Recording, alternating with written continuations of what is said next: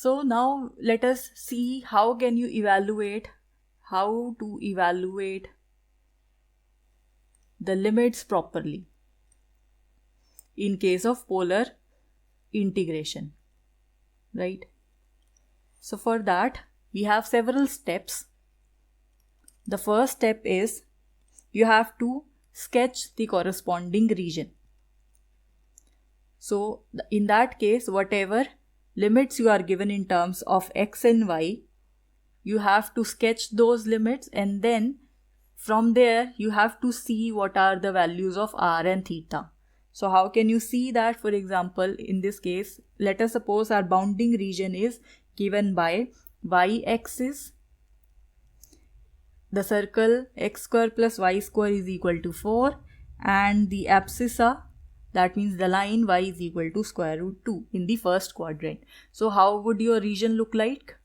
It would look like this is x-axis, this is y-axis. Now one portion is given to be this y-axis. So this is one line. Another line is abscissa y is equal to square root 2. So suppose here is this square root 2. So this is your line y is equal to square root 2. Another line was x is equal to 0. And this third, this is a circle having center at 0, 0 and radius as 2.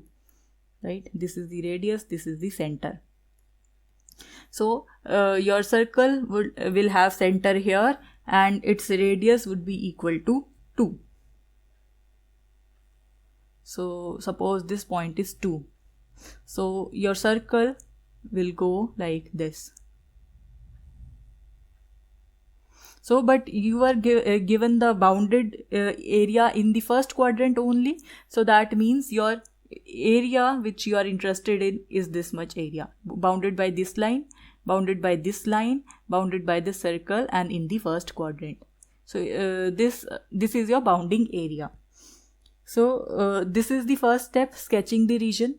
The next step is you have to draw a ray, or you have to take a ray, some ray, say L, from the origin.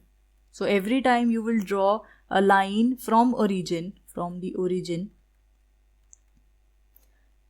cutting this area or passing through this area, A, whatever is the shaded region over here, this is your A, in the direction of increasing R, in the direction of increasing R.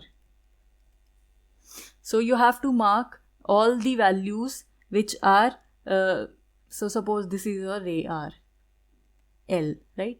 So you have to see at which point it enters this region, at which point it leave this region. This ray should at all the points start from origin and it should go in the outward directions. So that means you have to see what is the value of R here and what is the value of R here, because we have to perform the integration of this shaded portion only. So that means from here you can see what are the values of R. So in this case, if you wanted to calculate what is the value of R here, so that means you are looking for this particular distance, and in the next case if you wanted to see what is the value of R, that means you are looking for this particular distance, right?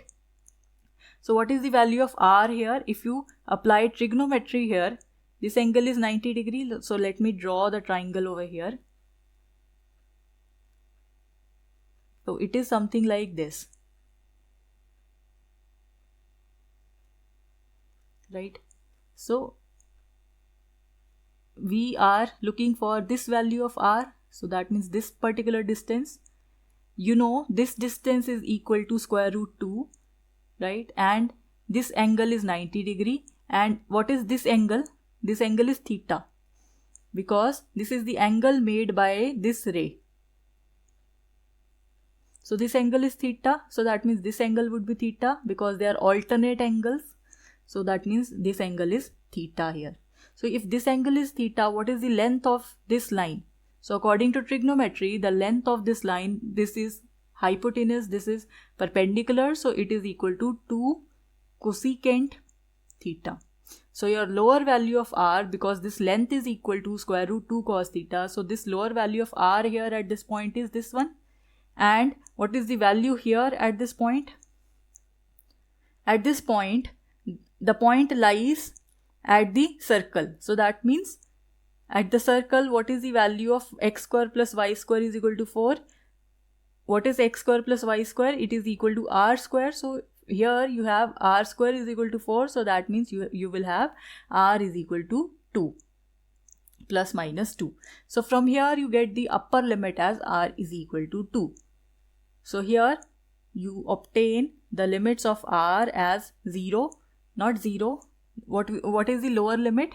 The lower limit is obtained at this point, and the value of r at this point is equal to square root 2 cosecant theta. And what is the value of r at this particular point? At this point, the value of r is equal to 2. So you obtain the limits of r in this way, whatever is your function here, and r dr. Now we have to look for the third quantity, the limits for theta. So now what are the limits for theta? For that, the third point here is you have to find the smallest and largest value of theta bounded by the region A. So you have to see in your shaded region, if I draw it again, so this is your circle and this is the line y is equal to square root 2, and you have drawn a ray like this is L. So you have to see, actually for the values of theta, you have to see this is a shaded region. So you have to see in your shaded region, one is this arc and one is this arc, this y-axis, right? The straight line obviously.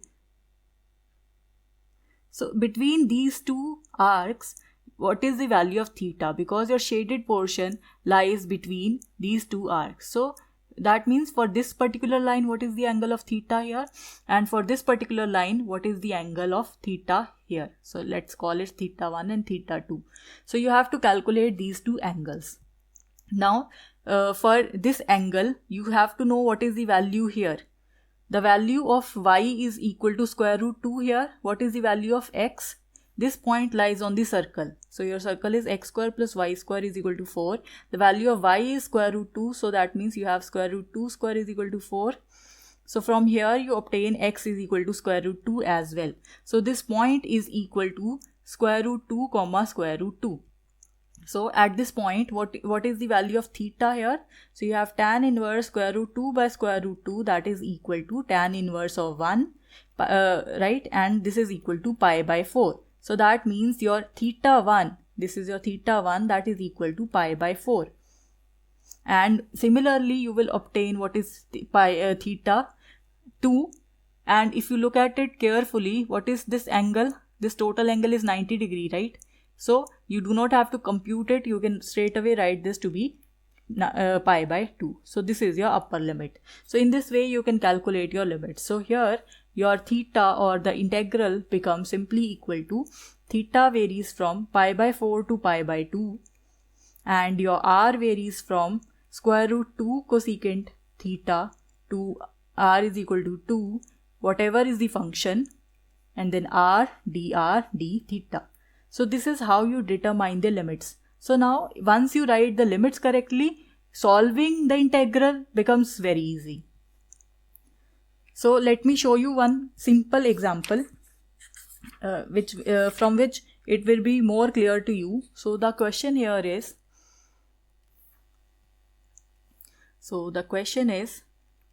show that integration over a of square root x square plus y square dx dy is equal to 38 pi by 3, where a is the region in xy plane which is bounded by the circle by two circles. One is x square plus y square is equal to 4 and the another circle is x square plus y square is equal to 9. So this is the question. So that means we have to evaluate this integral into polar coordinates. Why polar coordinates? Because here you can see you have this expression x square plus y square, x square plus y square, and here also x square plus y square. So it would be more convenient if you convert this into the polar coordinates. So that means you know this relationship x square plus y square is equal to r square.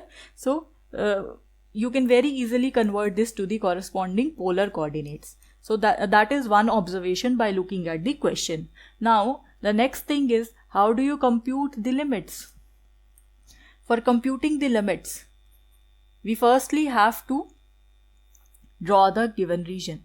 So the region here is determined by these two curves, x square plus y square is equal to 4 and the other curve is x square plus y square is equal to 9. So you have to first draw these two. Now what is this? This is a circle having center at 0, 0 and radius at 2, and it has center at the point 0, 0 and radius equal to 3. Why? Because what is the standard equation for circle? The standard equation for circle is x minus a whole square plus y minus b whole square is equal to r square, where this r is the radius, r is the corresponding radius, and the center here is given by 0, a comma b. So in our cases, because we have x minus 0 whole square and y minus 0 whole square, so that means our center is 0, 0 in both the cases. So this is the point 0, 0. Firstly we'll draw, this is point 2, this is point 3. So firstly we'll draw a circle having radius 2 and then we will draw the circle having radius 3. So what is your bounding region? The bounding region is the region between these two curves. So that means your region is this one. So this is your region. So now it would be more convenient here to use the polar coordinates. Why? Because these are governed by r and theta more conveniently rather than x and y. So what we do in the first step, we draw this arc starting from origin and in the increasing direction of r. So that means this is some ray, say L. So here you have to determine at which points it entered this region. So what is the value of r here and what is the value of r here. And moreover, you have to determine the values of the angle. So first you have to determine what are the limits of r. And next you have to determine the constant limits for theta. So here, if you look at these two curves, this curve has equation x square plus y square is equal to 2. And this curve has equation x square plus y square is equal to 3. So corresponding to this, your r square is equal to, here it is 4 and here it is given to be 9 in the question. Okay, so from here r square is equal to 4, so that means r is equal to 2.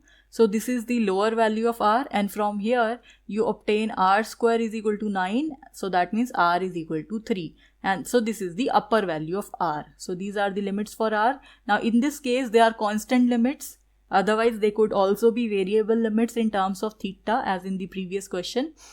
Now the next is to determine the limits for theta. Now your whole bounded region is this annular region, this one. So if you start from some point, so you can start from this point, this line.